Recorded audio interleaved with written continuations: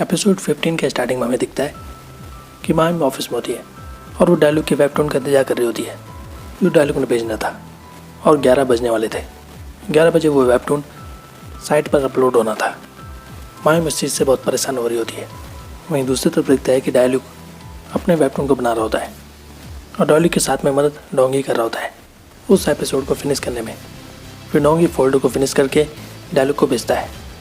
फिर डायलॉग भी weapon episode 7 को ईमेल के थ्रू माइम को भेज देता है। फिर वो माइम को फ़ोन करता है और वो माइम को बता देता है कि उसने एपिसोड 7 माइम को भेज दिया है। माइम भी चेक करती है और वो देखती है कि फाइल्स आ चुकी है। वहीं ऑफिस के स्टाफ भी इंतजार कर रहे होते हैं उस एपिसोड के अपलोड होने का, क्योंकि 11 बजने वाले थे। और माइम फाइनली 11 बजे वो अपलोड कर देती है। माइम चैन की सांस लेती है। पीछे जुनूंग देखता है कि उसके पास एक मैसेज आया है कि पी वेपर 11 बजे अपलोड हो चुका है। जुनूंग माइम की तरफ देखता है क्योंकि ठीक 11 बजे पी वेपन अपलोड हो गया था। वहीं माइम एपिसोड 7 को पढ़ने लगती है। एपिसोड 7 में कुछ अच्छी अच्छी बातें लिखी हुई थी। माइम को वो चीज़ें बहुत पसंद आती है और माइम इमोशनल होने लगती है। फिर माइम चेयर से खड़ी उठती है और सबको धन्यवाद कहती है।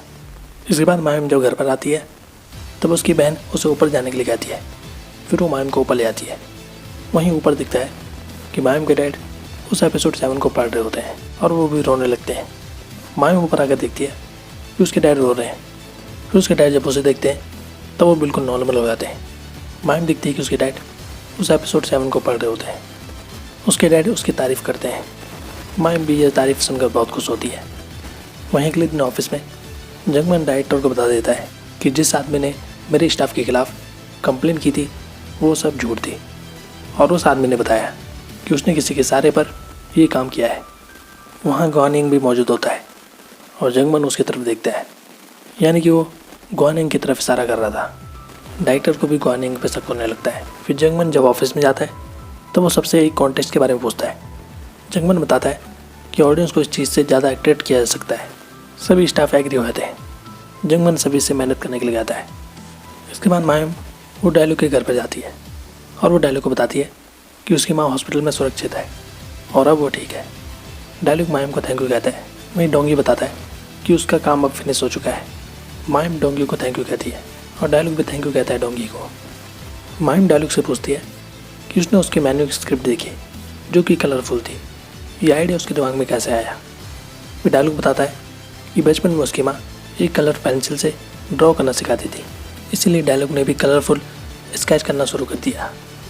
वहीं अगले दिन दिखता है कि नियॉन वेबटून कॉन्टेस्ट की अनाउंसमेंट की तैयारी चल रही थी और सभी स्टाफ बहुत मेहनत से काम कर रहे थे। इसके बाद अंदर जंगमन सेगजी और एंगबाई को समझाता है कि एक बार जब वो प्री को पास कर देंगे तो उन्हें सेकंड राउंड दिया जाएगा और उस वक्त हमें नंबर ऑफ़ यूज़र्स को वहाँ रखना होगा और हम दूसरे शेड्यूल के लिए तैयारी कर सकते हैं।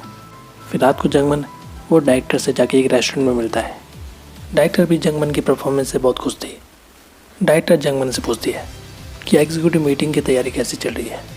जंगमन बताता है कि वो बहुत मेहनत कर रहे हैं। डायरेक्टर पूछती है आपको वो वादा याद है ना जो आपने बहुत पहले किया था।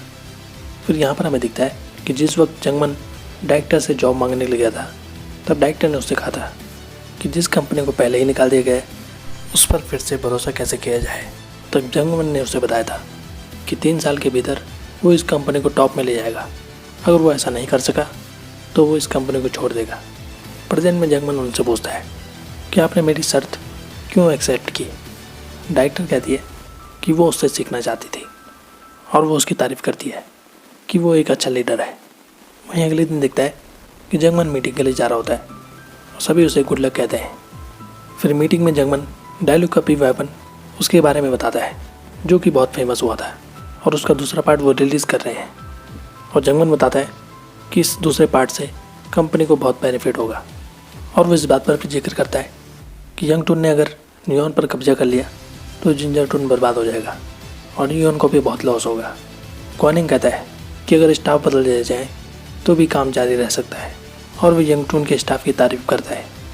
फिर जंगमन उसे बताता है कि हमारा स्टाफ डायलॉग वो सिर्फ माइम के साथ ही काम करना पसंद करता है और वो किसी और के साथ काम नहीं करेगा क्योंकि वो किसी और के साथ कंफर्टेबल महसूस नहीं करेगा और इस वजह से वो काम छोड़ सकता है जिससे कि कंपनी को बहुत बड़ा झटका लग सकता है। ग्वानिंग कहता है कि यंग टून के पास बहुत सी वेब सीरीज़ है। जंगमन बताता है इस चीज़ का कारण कि यंग टून नंबर 1 पर कैसे है। सबसे पहले उनके पास बहुत सारे प्रोजेक्ट हैं। दूसरा, उनके पास टैलेंटेड आर्टिस्ट हैं और उनके पास यंग शो आर्टिस्ट है जो कि बहुत पॉपुलर है। जंगमन सवाल करने लगता है, क्या नियॉन अपने आप प्रोजेक्ट शुरू नहीं कर सकता? फिर जंगमन स्क्रीन पर दिखाता है अपने नए स्टूडियो का नाम, जिंजर स्टूडियो। और जंगमन बताता है कि आर्टिस्ट गंगनाम इस स्टूडियो का हेड होगा और वो नए नए प्रोजेक्ट इसमें शुरू करेगा जो नियॉन से जुड़ी हुई रहेगी। और ये स्टूडियो कम कीमत पर प्रोजेक्ट को बनाएगी यंग टून की तुलना में।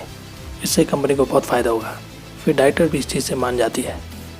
फिर जंगमन वहाँ से चला जाता है और वो सेयोकजी के पास जाता है और वो सेयोकजी को बताता है कि वो बॉस बनने वाला है। सेयोकजी ये सुनकर हैरान होता है। फिर जंगमन इसके बाद ऑफिस में आता है सेयोकजी के साथ, तो वो सभी स्टाफ को बताता है कि उसने कर दिया और सब कुछ ठीक हो गया। सभी स्टाफ बहुत खुश हो जाते हैं। जंगमन सभी को थैंक यू कहता है और वो इमोशनल होने लगता है। फिर रात को वो सभी एक रेस्टोरेंट में ड्रिंक करते हैं। वहाँ जंगमन सबको बता देता है कि डिप्टी एडिटर सेयोकजी को CEO बनने वाले हैं नई एफिलिएट कंपनी के। सभी ये सुनकर हैरान होते हैं। फिर सेयोकजी खड़ा उठता है और वो सबके बारे में कहने लगता है अपने मन की बात। फिर सभी सेयोकजी के लिए ताली बजाते हैं और उसे बधाई देते हैं। फिर अगले दिन माइम और जोनिंग जब साथ में जा रहे होते हैं तभी उनके सामने ग्वानिंग आता है। जोनिंग ग्वानिंग को हेलो कहता है और वहाँ से चला जाता है। वहीं दूसरी तरफ दिखता है कि सेयोकजी बैकुजिन के घर में होता है। बैकुजिन उसे बताता है कि वो आगे नए प्रोजेक्ट नहीं कर पाएगा क्योंकि उसका पेट का दर्द बहुत बढ़ चुका है और इसके लिए सर्जरी करनी होगी। सेयोकजी भी बैकुजिन पर दवा और वो हेल्थ को ठीक रखने के लिए कहता है। वहीं रात को जोनिंग जब घर पर होता है तो वो अपने लैपटॉप में फाइल्स और रिकॉर्डिंग को एक पेन ड्राइव पर डाल देता है जो रिकॉर्डिंग उसकी ग्वानिंग के साथ थी। वहीं दूसरी तरफ दिखता है कि ग्वानिंग यंग टून की CEO के साथ होता है और यंग टून की CEO ग्वानिंग को डांटने लगती है क्योंकि ग्वानिंग कुछ नहीं कर पा रहा होता है जिंजर टून को हटाने के लिए। और यहाँ पर पता चलता है कि ग्वानिंग के पास यंग टून के कुछ शेयर थे, इसीलिए ग्वानिंग यंग टून के CEO के साथ रहता था। फिर अगले दिन ऑफिस में सेयोकजी जंगमन को बता देता है बैकुजिन के बारे में कि उसकी सर्जरी होने वाली है। सभी ये सुनकर हैरान होते हैं और सेयोकजी बताता है कि बैकुजिन आगे प्रोजेक्ट को कंटिन्यू नहीं कर पाएगा। सभी परेशान हो जाते हैं। फिर सभी जब मीटिंग से जाने लगते हैं तभी जंगमन माइम को बैठने के लिए कहता है और वो माइम को बताता है कि वो माइम को 15 साल तक नियॉन में रखना चाहता है। माइम ये सुनकर बहुत खुश होती है और वो रोने लगती है। फिर माइम जब बाहर जाती है तभी यूमी केक लेकर आती है और सभी माइम को बधाई देने लगते हैं। माइम रोने लगती है। इसके बाद रात को माइम जब घर पर जाती है तो घर पर भी उसकी फैमिली उसे बधाई देती है और वो उसके लिए केक लाते हैं और खूब सेलिब्रेट करते हैं। वहीं अगले दिन ओयोन जो कि डूही का आर्टिस्ट था वो जिंजर टून में आया होता है और वो माइम से उसके कैफ़े में जाने के लिए कहता है। माइम नहीं चाहती थी कि ओयोन उसके कैफ़े में जाए क्योंकि ओयोन रिव्यू वाली लड़की से नफरत करता था और वो रिव्यू वाली लड़की माइम की ही बहन थी। फिर वो सभी माइम के कैफ़े में जाते हैं। माइम की माँ ओयोन को देखकर बहुत हैरान होती है और वो ओयोन से उसका ऑटोग्राफ मांगती है। इसके बाद वहाँ माइम की बहन आती है और वो ओयोन को देखकर बहुत हैरान होती है। माइम की बहन उन्हें बताती है कि ये जगह बहुत खतरनाक है। फिर जोनिंग डूही और ओयोन को खींच कर बाहर ले आता है। फिर माइम अपनी बहन पर भड़कने लगती है क्योंकि उसकी बहन ने उन्हें जाने पर मजबूर किया और वो उसे बताती है कि उसने ओयोन के काम को बर्बाद कर दिया वेबटून विच बनकर।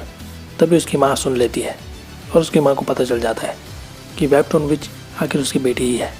माइम की माँ उससे कहती है तुम्हें अपनी बहन को पहले ही बता देना चाहिए था।